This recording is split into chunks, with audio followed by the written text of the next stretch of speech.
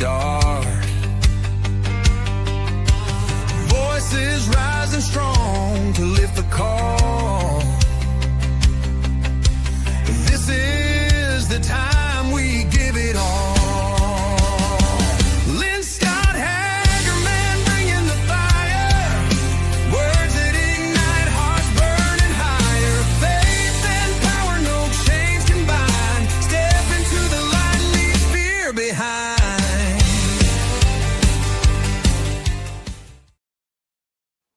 Hello, everybody. It's Lynne Scott Haggerman. Welcome to I think it's my third live podcast. Thank you so much for joining me. And I'm going to get the right screen on. So I want to welcome everyone. We have I'm just so honored by our guest today. And before I bring him on, a couple things. Since I'm new to the Patriots Pro Network, first of all, I want to give them just a sincere from the heart. I'm so grateful to be one of the podcasters now. And the scripture that's displayed for Matthew, whenever the intro comes on, that's whenever Jesus said, better a millstone be tied around their neck than them to cause harm to one of these little ones, and they be drowned in the depths of the sea with the millstone around their neck. That was really paraphrased. So let me start out, since I'm new to PPM. And I'm also so grateful to Eddie for that beautiful song that he created for me. So I'd like to tell you just a little bit about my background before I bring my guest on, so that way everyone gets familiar with me. Let me tell you who I am today, and then let me tell you what used to be and will be no longer. Today, I'm an international award-winning human resource consultant. I'm an independent LifeWave distributor. I'm a marathoner.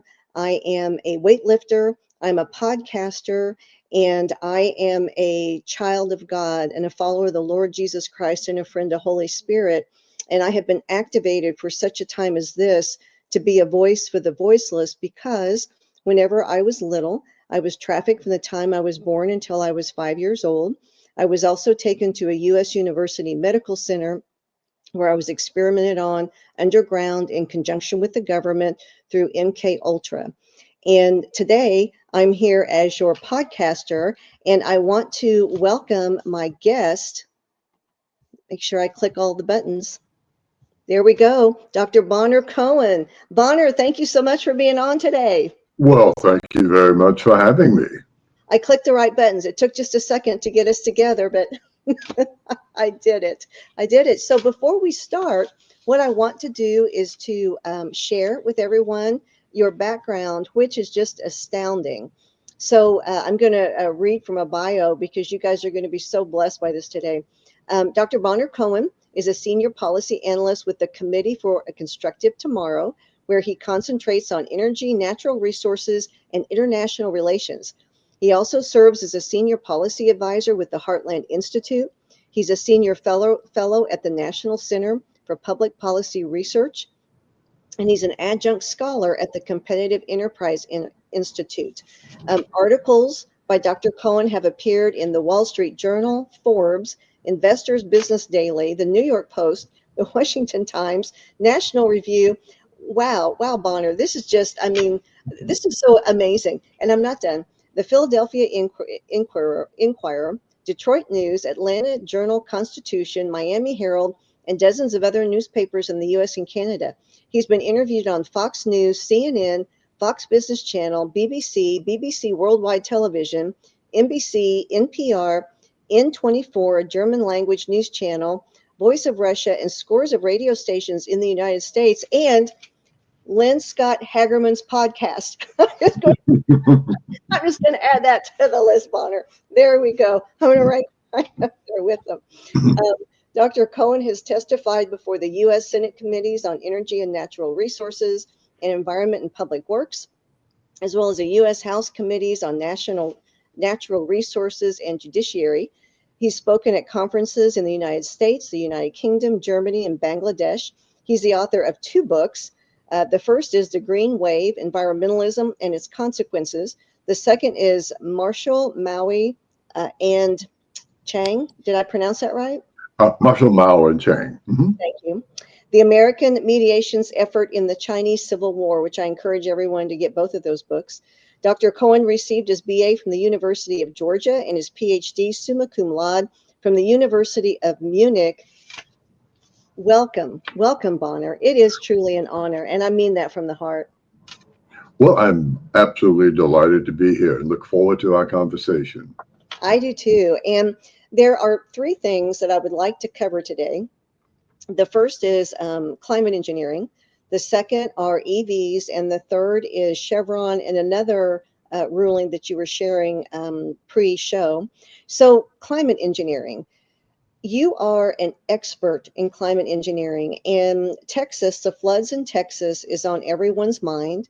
There's a lot of talk about cloud seeding and weather warfare and all kinds of terminology. People just want to understand, their hearts go out to these families that have been impacted. I was talking to a pastor recently, and he was giving 6 or 7 funerals a day for the next month. There's someone I had on a show with boots on the ground, bringing semi-truckloads of supplies to survivors. I mean, it's on everyone's hearts. And so people are trying to understand why. What happened? Well, what happened in Texas on July the 4th, in a part of Texas known as the Texas Hill Country, which is about 25 miles northwest of San Antonio, was not brought about by cloud seeding or geoengineering, but rather was the result of a slow-moving tropical storm that was actually already beginning to fade out, but still contained a tremendous amount of rainfall. That tropical storm was called Barry. And this part of the world, the Texas Hill Country, is known as Flash Flood Alley. And it's known as Flash Flood Alley for a very good reason. There are well-documented instances of flash floods there going back to the mid-19th century. That has a lot to do with the dusty hills that are around there, hills that overlook the Guadalupe River. And when occasionally you get a fierce thunderstorm or series of thunderstorms or remnants of a hurricane or tropical storm, it was the latter that happened 3 weeks ago, the rain can come down on those very dusty hills, which are underpinned by limestone, which is very slick, which means that the water that comes down from the heavens has no place to go but downhill and into the Guadalupe River. And it did so at an incredible amounts over a short period of time. There was ample warning from the National Weather Service that something very bad was on its way, but what actually happened was far worse than anyone could have imagined. And what really made it tragic was it struck around 1 o'clock in the morning when locals were asleep, and that included a lot of young girls who were in religious camps there, Camp Mystic. They're very popular campgrounds there. They were simply overwhelmed by what had happened.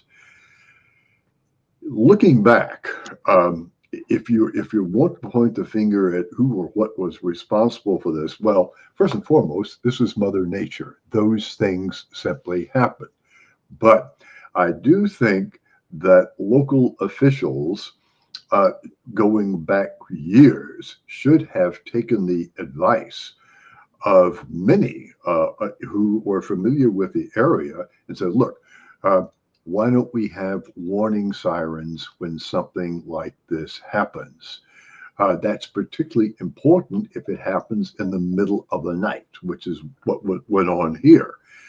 No amount of how many people were watching the television at 1 o'clock in the morning, or were on their smartphones, or otherwise on the internet. No, most of these people were sleeping. Had they heard sirens. One wouldn't have sufficed. You needed a bunch of them blasting away, with it understood that when you hear that siren, you get to higher ground and you get there immediately. I think the camp counselors there would have gotten those girls up. They were not sleeping in tents. They were sleeping in cabins overlooking the Guadalupe River. Said, girls, we need to get out of here. We need to get to higher ground. We will never know how many lives could have been saved. But I don't doubt for a moment that a whole bunch of them would have been, because they did have just enough warning to scamper to higher ground. Now, again, it was an interesting thing. A low-tech, relatively inexpensive measure such as sirens could have saved a lot of lives. Now, in the aftermath of the tragedy, there was talk about what did geoengineering or cloud seeding have to do with this? Well, the answer, fascinating as both of those subjects are, they had nothing to do with what happened in Texas 3 weeks ago. There had been a case of cloud seeding. Now, people may ask, what is cloud seeding?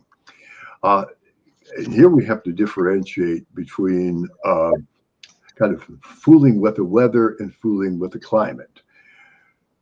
Cloud seeding is a technology that's been around for about 80 years. It was developed in the mid-1940s toward the end of World War II. And you can sprinkle clouds during a drought where, say, farmers or ranchers desperately need moisture. They need precipitation, and they're not getting it. And you can sprinkle that with a substance called silver iodide, and you can induce those clouds to produce precipitation. And if you're a farmer, your crops desperately need rainfall, that can be an intelligent thing to do. It's a cost-benefit analysis.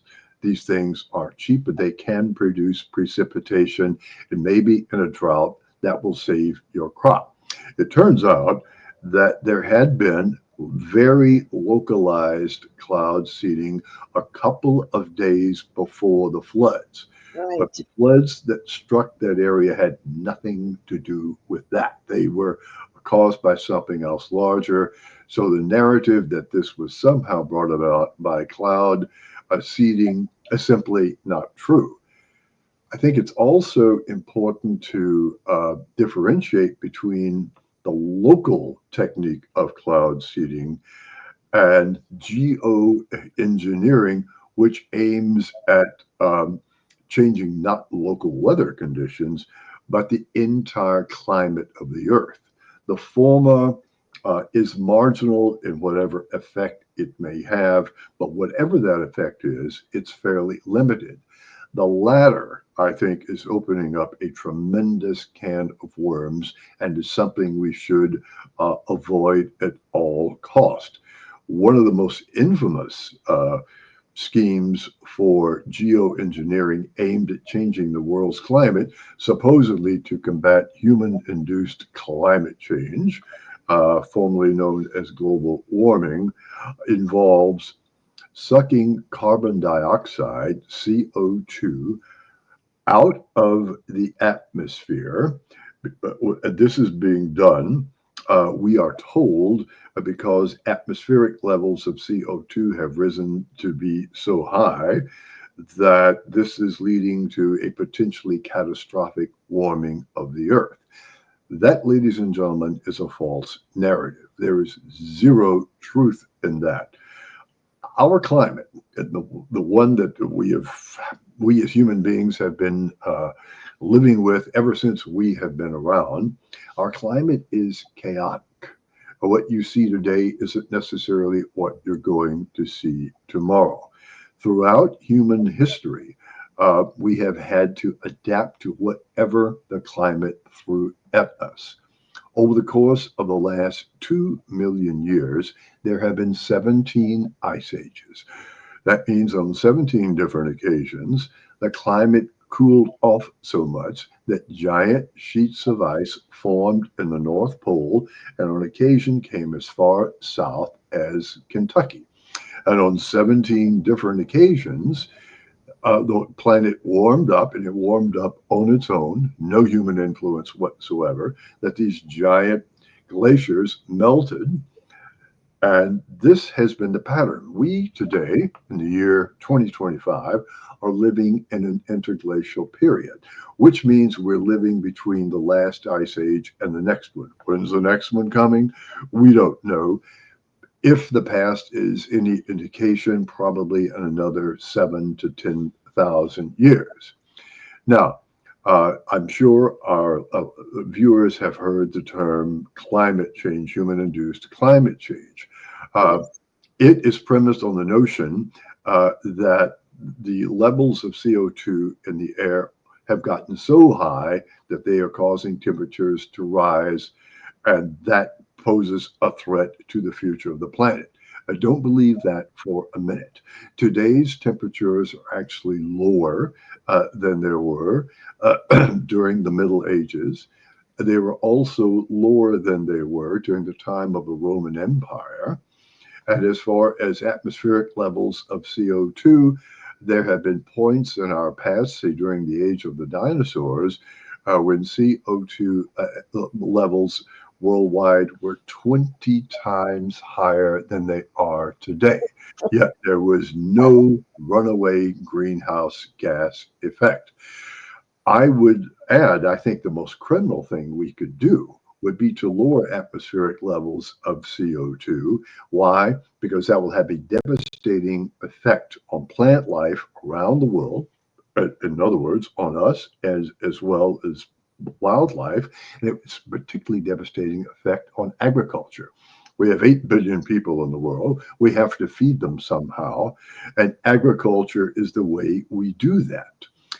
And the lower the atmospheric level of CO2, the harder it is to grow crops. I would argue that rather than trying to lower atmospheric levels of CO2, we should welcome the fact that CO2 levels, currently around 420 parts per million, are rising. We could easily do to double that. It would be good for agriculture, which means it's good for food security, and that ultimately means it's good for human beings. So we should never allow ourselves to become a captive of a phony, false, completely scientifically unsubstantiated narrative. This is a narrative geared toward giving certain people power over our lives. It has nothing to do with climatological observations. And so we should be very careful when we hear something like that. There is no climate crisis, but we want to make sure that measures taken to combat the so-called crisis, those are the ones that can go haywire. They can go haywire in many ways if you wind up spending more for your energy than is absolutely necessary. You can cause famines if you lower the level of CO2 in the atmosphere. All sorts of bad things can happen when we try to play God.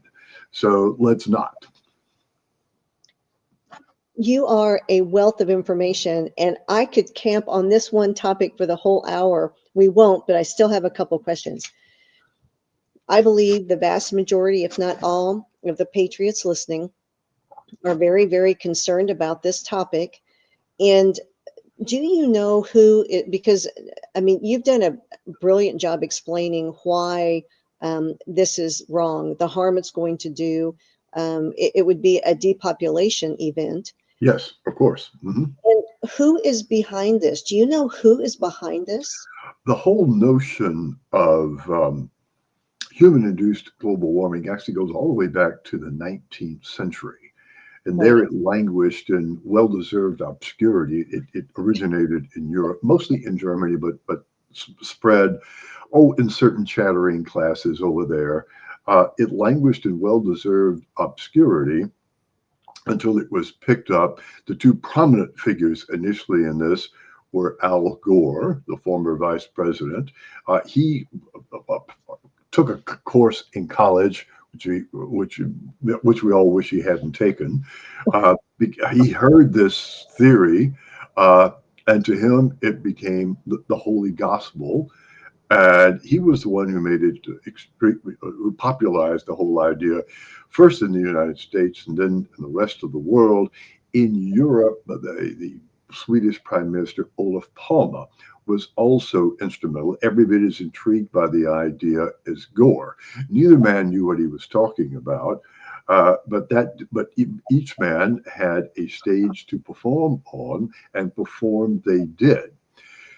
There are people who stand to benefit from this narrative. These are the purveyors of so-called green technologies that we are told can address this emerging climate crisis. These are people who develop wind farms, so-called wind farms, when the only thing they really farm there, the only thing they really produce are subsidies. Wind farms, solar farms, electric vehicles, a subject we'll talk about in a few minutes. Yes. These are part of what is called the climate cartel. These are people standing to make a lot of money, provided people are scared enough to embrace those technologies in the false belief that this is what should be done to save the planet. So yes, and then environmental groups who have long-standing ties to the whole notion of eugenics, population growth. That's who these people really are, as opposed to what they say they are. They don't really care about bugs and bunnies as much as they care about generous donations to their various groups that enable them to spread the false narrative of man-made climate change. And they have been infiltrated the media. The media has gone along with this. And for a long time, even a lot of major companies went along with this, thinking that they too can make some money off climate change, engage in virtue signaling, telling everyone how wonderful they were because their technologies and their products were green. But as I said, there was never any scientific basis for this anyway. I think we have probably reached what somebody has referred to as peak climate, or I like to refer as peak green, because there are only so many times you can say that the world is going to end in 5 minutes. And when the world doesn't end in 5 minutes or 5 years, as they confidently predicted it would, or 10 years, or whatever the prediction was, then you have a real problem. And you also have all of the stories that they have told, stories being a polite word for lies, that this particular hurricane or that particular tornado or the flood in Texas were all caused by climate change. No, no, no. There are perfectly understandable, rational reasons, climatological, scientific reasons for why the climate does what it does when it does. And I can assure you it's hubris for we human beings to believe that through our actions, we can determine the climate of the world, or that what we have done through our use of fossil fuels or certain agricultural techniques have contributed to this dangerous warming of the planet. My advice is don't believe it for a minute. I love your advice. So, in terms of current administration or current things being done to combat this hoax, do you see action steps being taken to stop this insanity of this climate hoax? Do you see any steps being taken? Is there hope? Yes, in fact, it's remarkable what has happened just in the last 6 months. The Trump administration has rolled back one climate rule or regulation or policy after the other. Oh, And good. this giant edifice of control that was erected Actually, this goes back even as far as the Clinton administration, picked up during the Obama administration, then went full throttle during Biden's 4 years in office. Uh, this is being slowly but surely. Actually, let me rephrase that. It's not being slowly dismantled; it's being rapidly dismantled. Good, good. And this is at the time almost entirely an American phenomenon. Europe's, as always, laggard. But we're the ones who really matter. Do not be too subtle about it and not be too modest about it. And I don't think subtle is in your vocabulary, Bonner. no. This is a very positive thing. How positive it is can be seen in the wailing and gnashing of teeth on the part of green activists, as well as developers of wind power and solar power, who are seeing their subsidies phased out and their influence diminish in Washington and elsewhere. That doesn't mean that they're going to give up, pick up their marbles, and go home. They will continue to try to spread their false narrative as much as they can. But I think they're beyond their peak.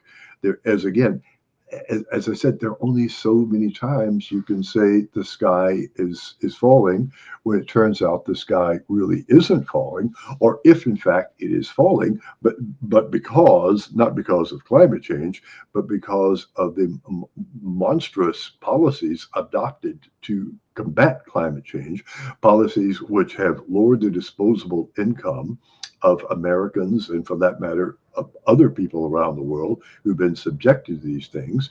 Think of how regressive it is. Does it really matter if, Robert De Niro or someone else in Hollywood who makes $1 zillion a year has to pay 10 or 15% more for electricity? Well, actually, no, it doesn't. But think about people living on fixed income, people living from paycheck to paycheck, forcing these people to pay more to heat their homes in winter, cool them in summer, forcing them out of their gasoline-powered vehicles into electric vehicles, which really don't even begin to meet their needs. Those policies are inherently regressive. The ones at the bottom of the economic heap are the ones who pay the highest price. So these are policies imposed by a completely out-of-touch elite on ordinary people, which, if we allow them to stay in force, will have absolutely catastrophic consequences for the vast majority of the people. There would be a slim slither of elitists who will line their pockets with this, but with a little bit of luck and perseverance on all of our parts, we can roll these policies back, which is what is currently happening here in the United States, and we can spare not only ourselves but our children and our grandchildren the very troublesome world that they would be living in if these policies are allowed to stay in place. So before I ask my next question, I feel a need to introduce everyone to Gracie the cat. So Gracie the cat is for our radio audience. She's a tuxedo, and she weighs about, so she's black and white. She weighs about 8 pounds, and she is going to be part of the shows because you can't control a cat, and anyone who's tried, realizes the futility of that. And she's family, so I don't want to put her in a room and close the door because then she'll cry, and I don't want that either. So Gracie the cat will make a regular appearance. So just say. And so one more question on this before we transition into a bit more conversation about the EVs.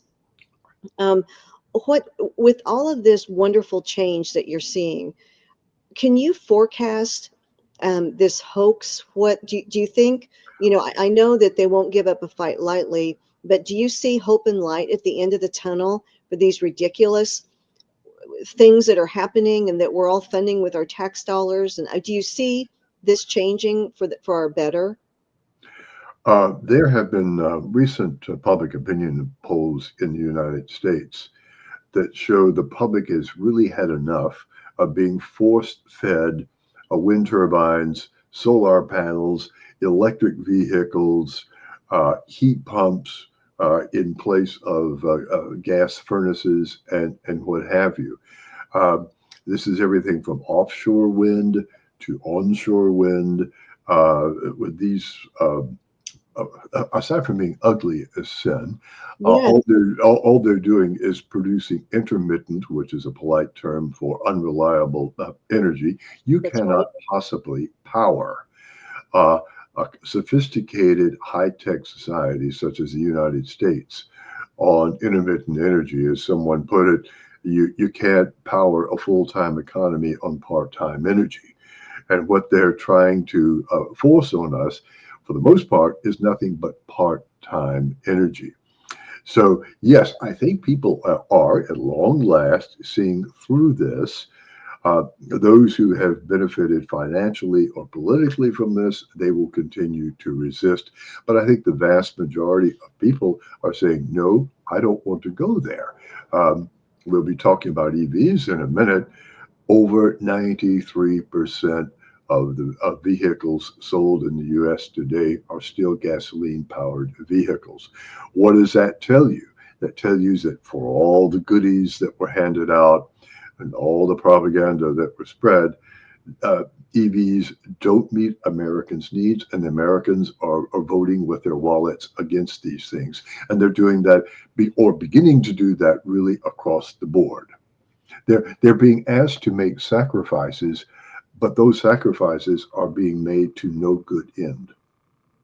Well, exactly. And when it comes to the EVs, I have a couple comments before I want to hear yours. Um, so the things that concern me, we have heard about EVs that, for example, in Florida, when saltwater hit them, I think they Yeah. blew up and Mhm. were impossible to put out. So we're hearing of these cars just exploding. The Yes. other thing that concerns me are these fields that we see of these cars, because once the battery's bad, no one can afford the battery. So you see this Right. horrible environmental mess. The third thing is, so and not that this is funny, but if we can have any levity in this conversation, as a human resource consultant, I was filling a job opening for one of my clients, and we were looking at people involved in city planning and zoning. And some town in Texas got grants to buy an EV bus. They decided to have an EV fair and show, maybe Dallas, Houston, I can't remember, and show the world how wonderful these these things are. So they brought all these EVs there, including this EV bus. Well, what happened was the charger for they plugged the bus in the charger and it caught fire.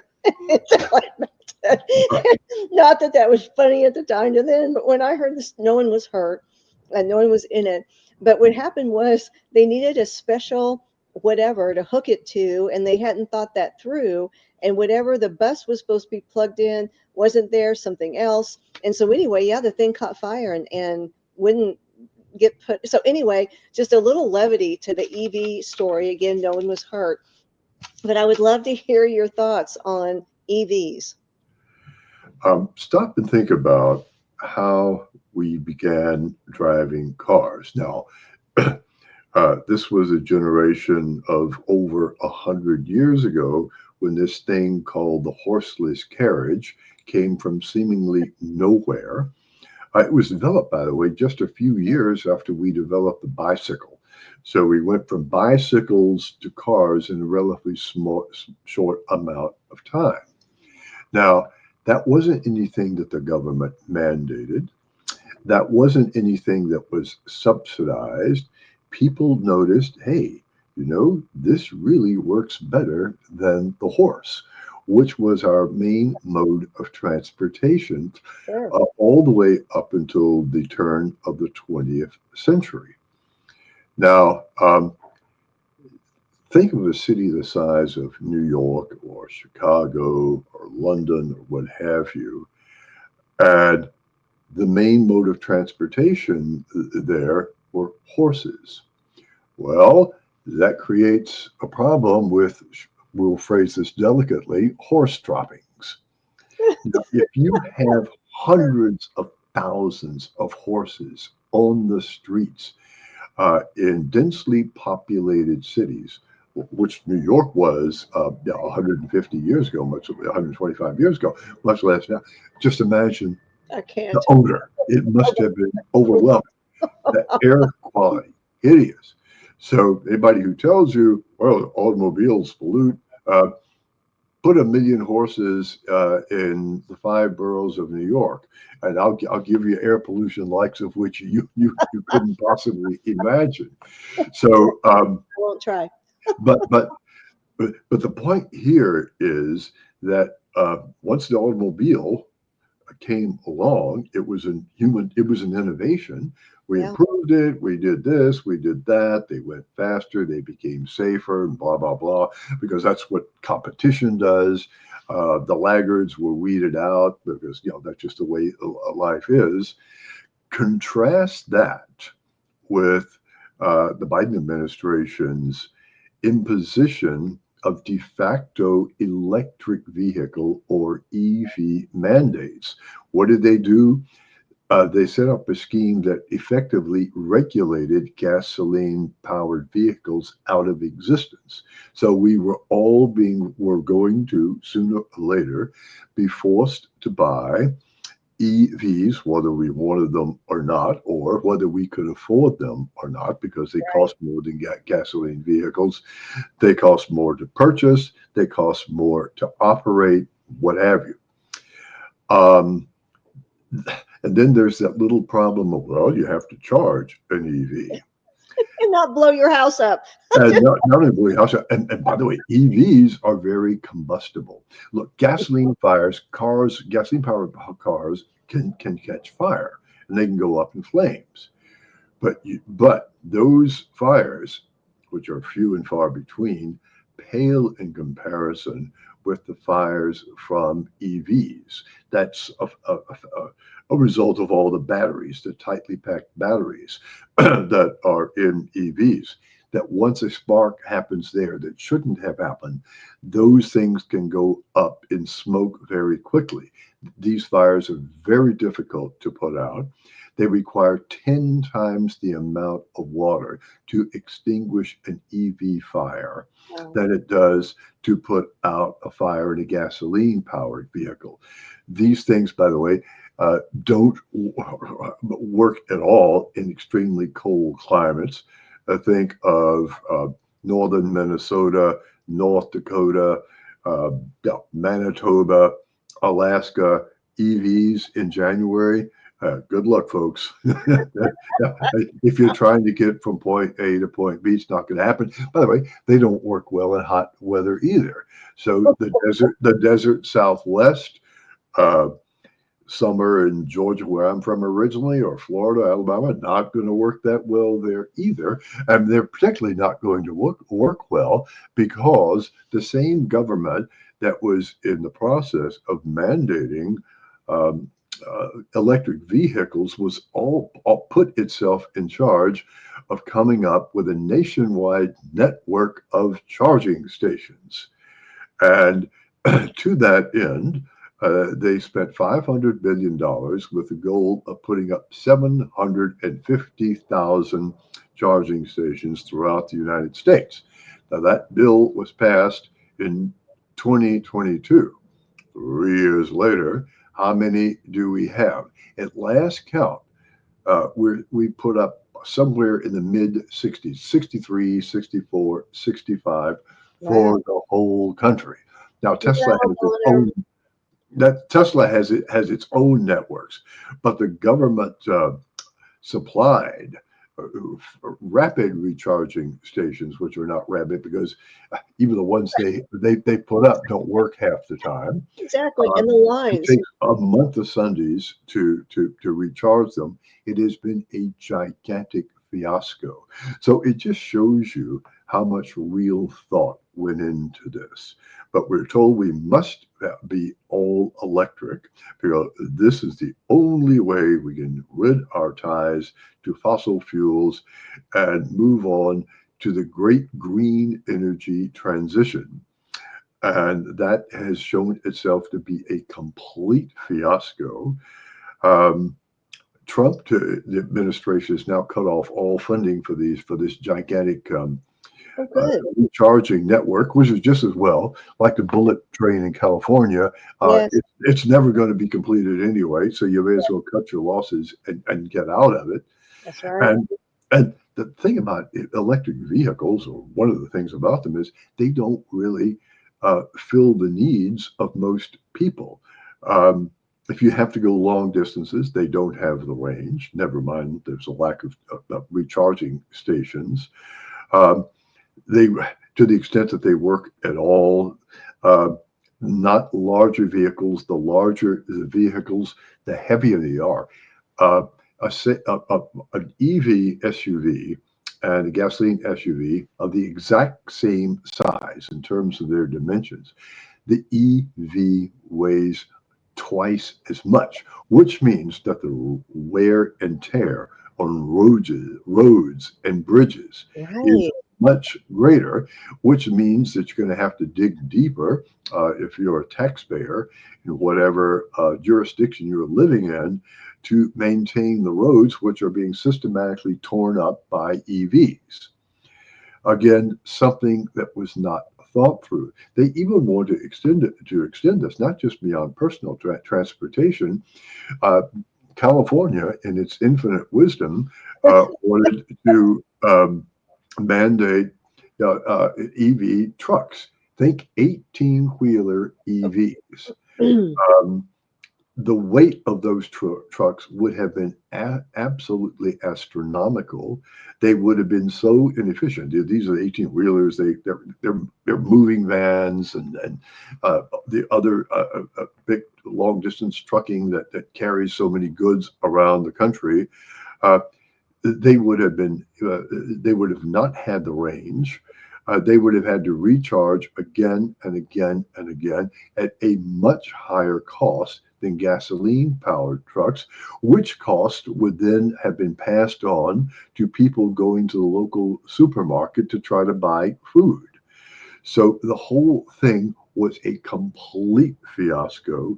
No real thought of people living in the real world went into this.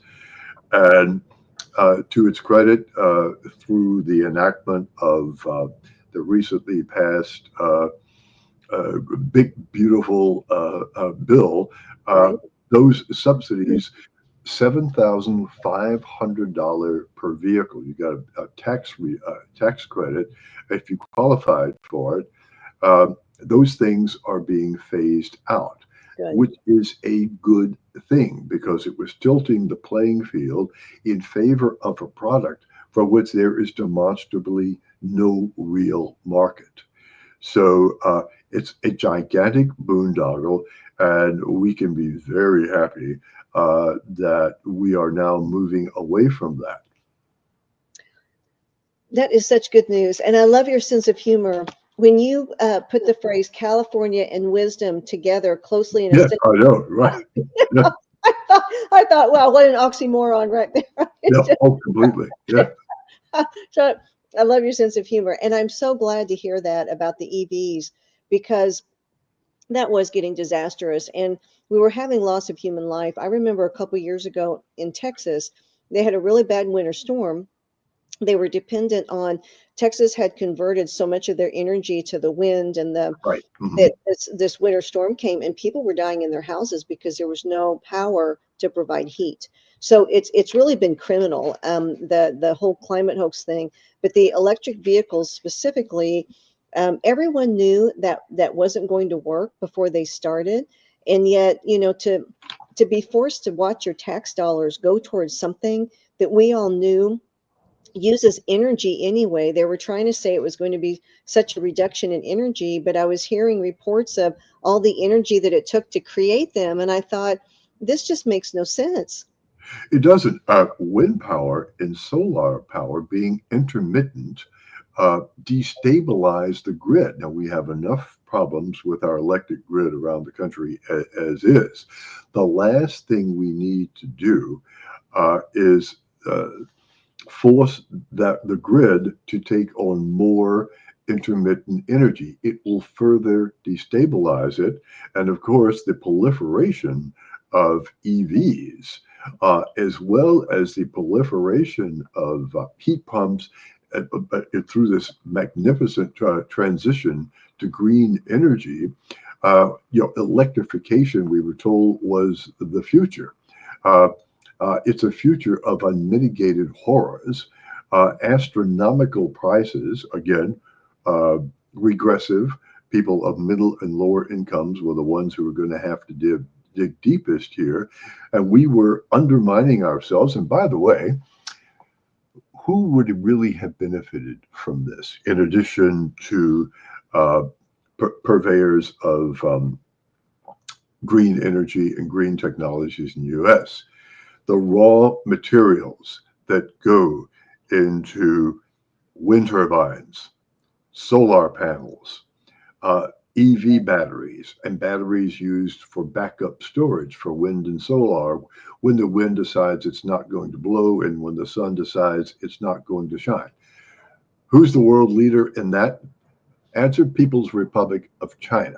So what the United States was doing was engaging in unilateral economic / geopolitical disarmament by turning away from energy resources, coal, oil, natural gas, and for that matter, nuclear energy, and embracing green technologies, primarily wind and solar and battery powers, over which China has a virtual stranglehold on the supply chain. This was lunacy on an epic scale. Your command of the English language is just astounding. So the word disarmament, absolutely, that's what was happening. This was a disarmament, and people need to think about that. The how close we came, which brings me to the third topic and final topic I wanted to cover with you today, which is Chevron and related issues, because the three-letter agencies have gotten so much power. I know, again, day job, human resource consultant, I'll deal with the EEOC, OSHA, et cetera. And yeah, it's my thing. But they are countries in themselves, and they are constantly putting out rules and regulations. And this is what they call it: regulations, guidance, letters.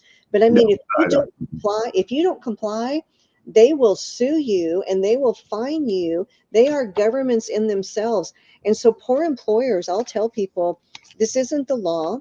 This wasn't passed by Congress, but you're going to have to decide your risk factor. What is your risk tolerance? Because when these people come after you, I've often thought that the employees are on commission with the fines that they get. But I'm making that up. But maybe I'm not. I don't know. Actually, they do. They do get promoted. The more people they deem, the better their chances are of being promoted from here in Washington. From a GS7 to GS8. Hey, it's more money. So they have a financial incentive to go after people. Absolutely. They can show what a great job they're doing.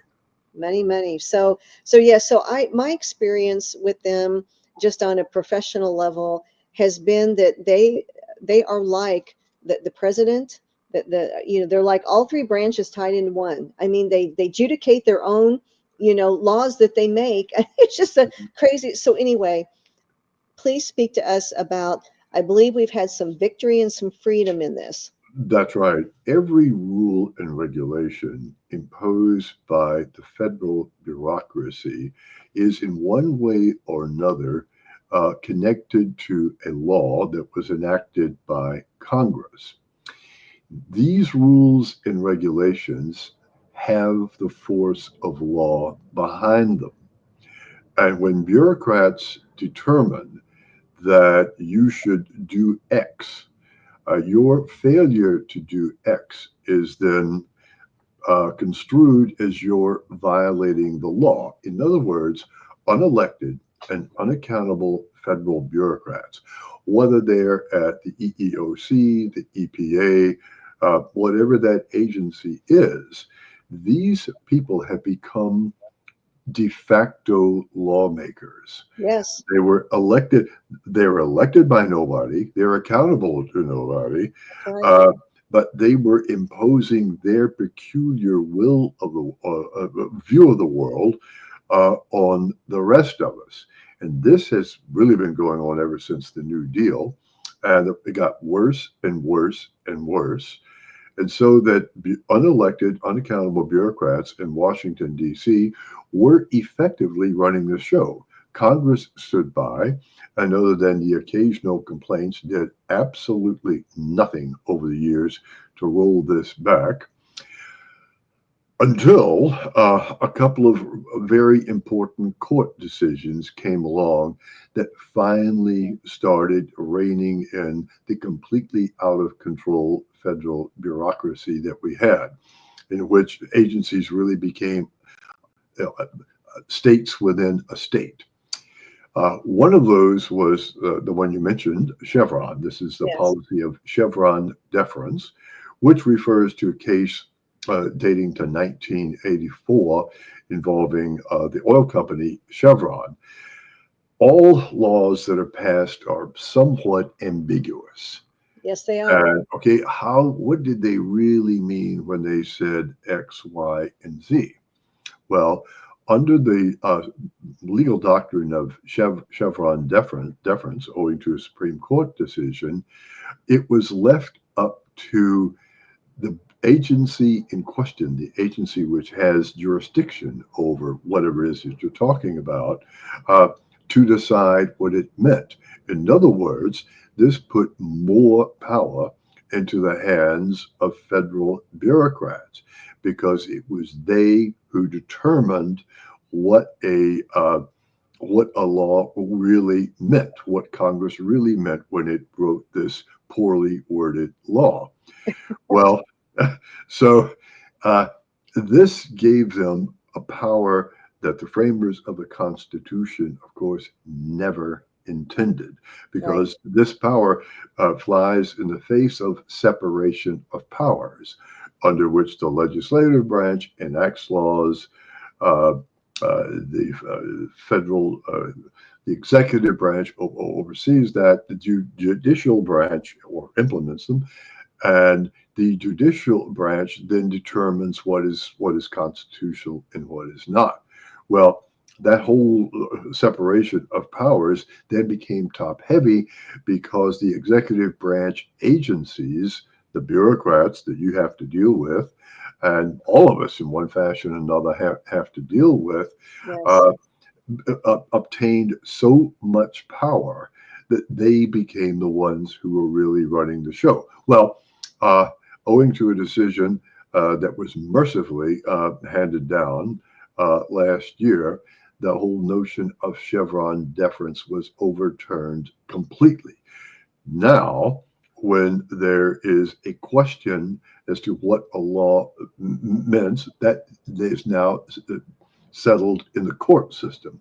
Courts are imperfect, but at least if you don't like the decision that you get at a lower court, you can appeal that up and down the line. There is some element of accountability there, where there was absolutely none whatsoever under Chevron deference, because the bureaucrats were essentially handed a regulatory blank check.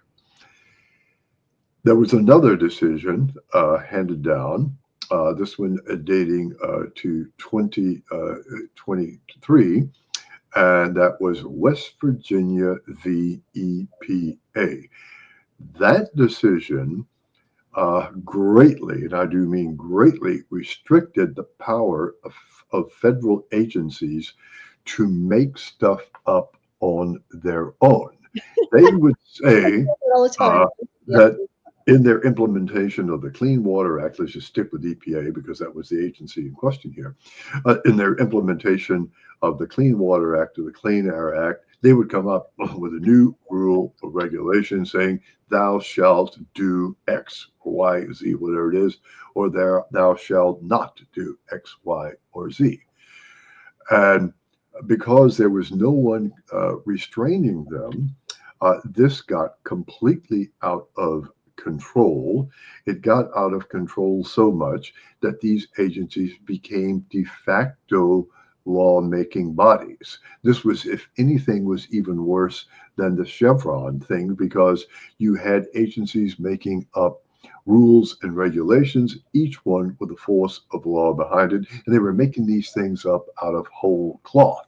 Yes. So what the Supreme Court did is said, no, we're putting an end to this. If your rule and regulations has a major economic impact, and just about every rule and regulation they come up with has a major economic impact, unless you can show me or show a court the sentence or the paragraph in law that Congress passed, say, giving you that power, then you do not have the power to do that. In other words, the whole notion of laws being de facto made by bureaucrats was greatly reduced, and it restored the separation of powers, which our founders intended, because although they could have never have imagined the alphabet soup of agencies that sprung up in Washington, D.C.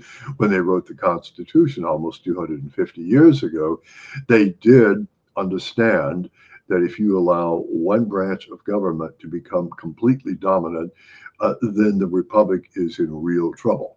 So that West Virginia v. EPA decision is very important because it reins in what had become the virtually unrestricted power of unelected and unaccountable bureaucrats. That just makes me so happy on several levels, both as a professional and personally.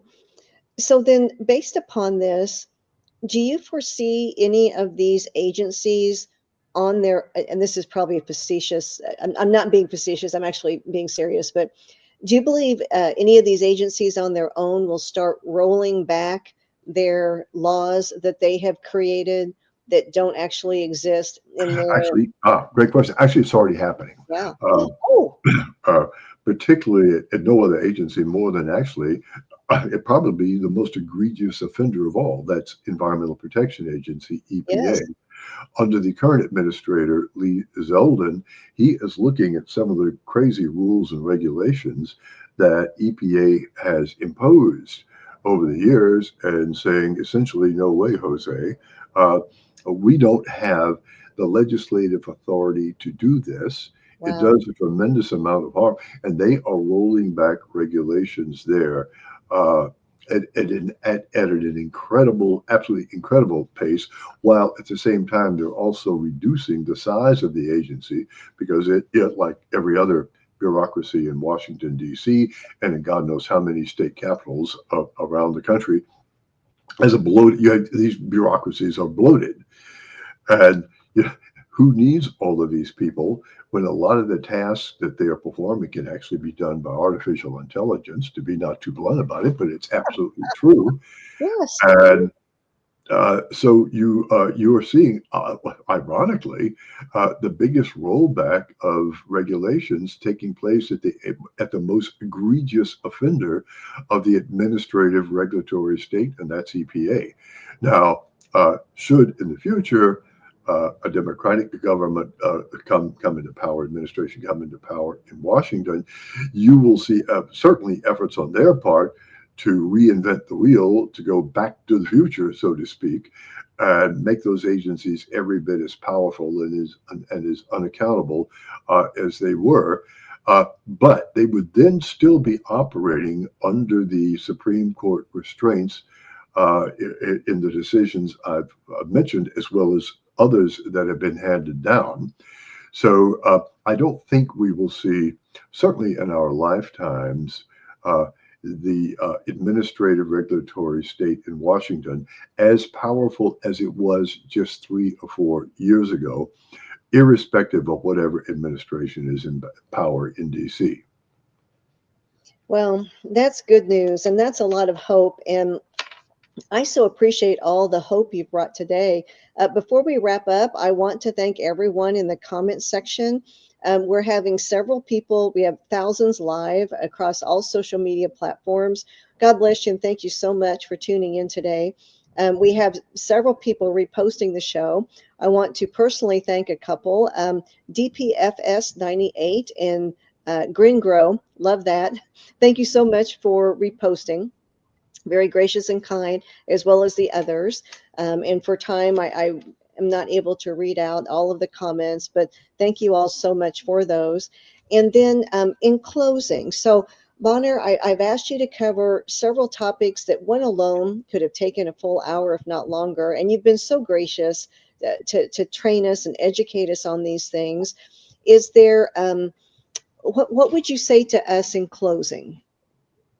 I would say in closing, pay very close attention to the words of people who have taken it upon themselves to act as our protectors, who to act as those who are going to take us so gently by the hand and lead us into a utopia that they say will absolutely solve all your problems, enable you to live a happy, wonderful life.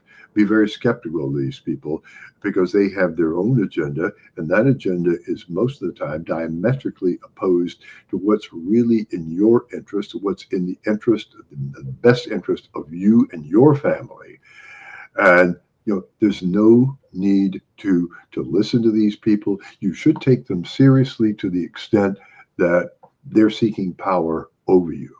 And I think it's really incumbent on all of us to recognize what real agenda they are pursuing.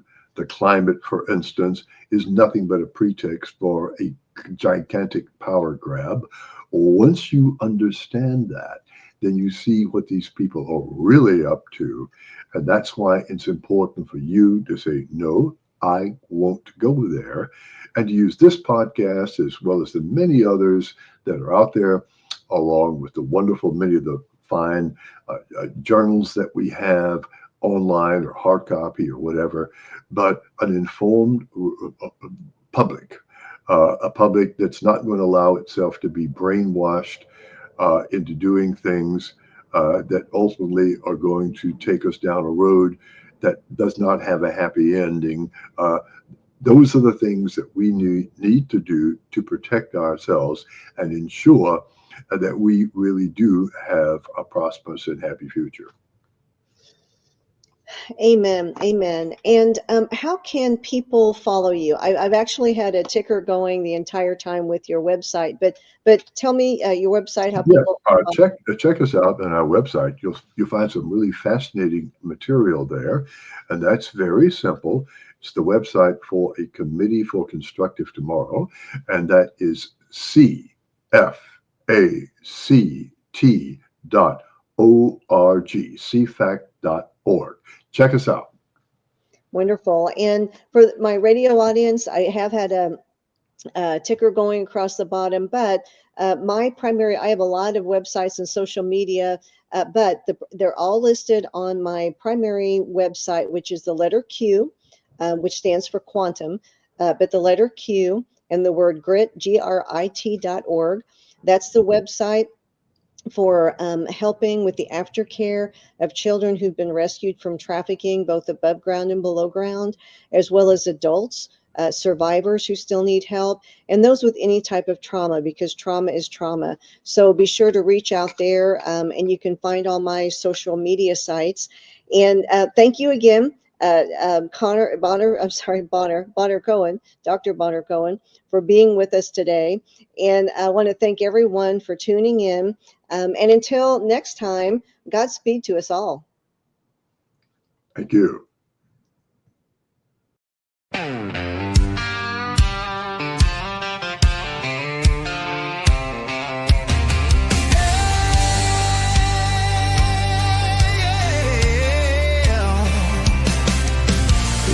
breaks the shadow of the weary heart. Truth cuts the dark like a flaming dart.